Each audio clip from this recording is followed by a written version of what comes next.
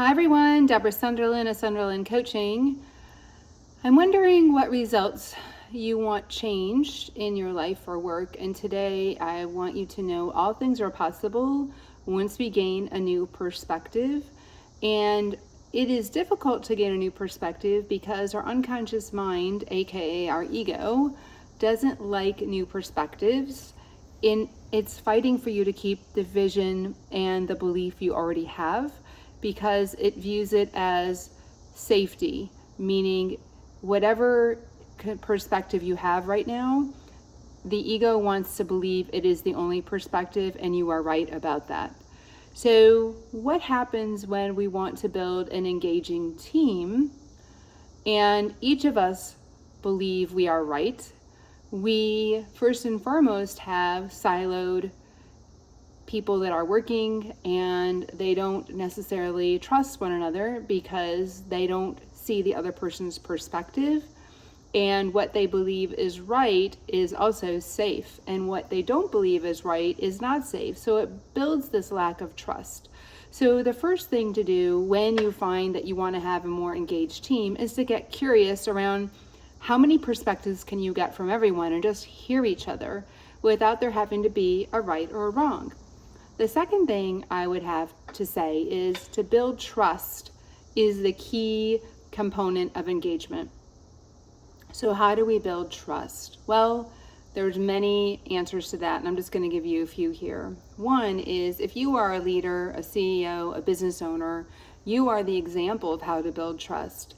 And I want to gently challenge you to notice where you don't trust yourself.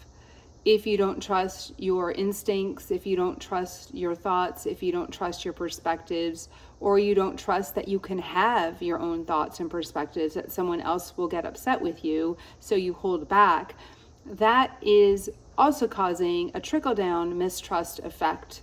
And the team can unconsciously and consciously sense that there is something going on for you.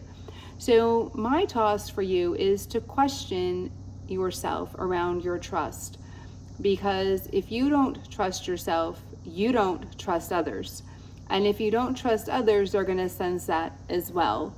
And I just want you to notice the inner thinking of your mind, right? It doesn't like to trust for everyone. It doesn't like to trust. It wants to be vigilant, and it wants to keep you safe, so it's constantly looking for threat outside of yourself.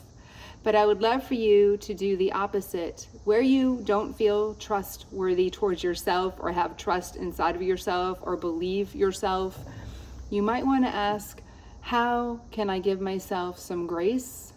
How can I just know myself more without judging myself? And how can I just take one baby step that would prove that I can trust myself? So instead of diving whole hog into something, maybe you can just take one tiny step to building trust for yourself.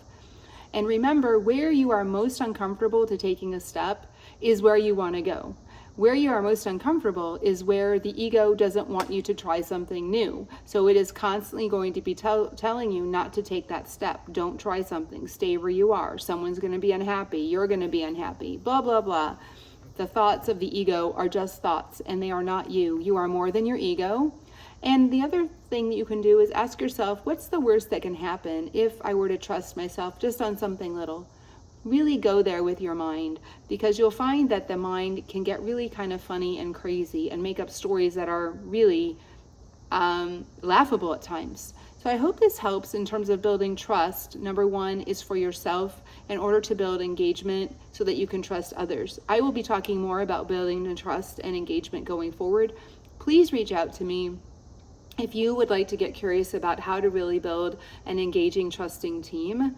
Without trust, we can't have engagement. And I have found that every organization I've been in, no matter what the industry, is that people are afraid and it's difficult for them to trust.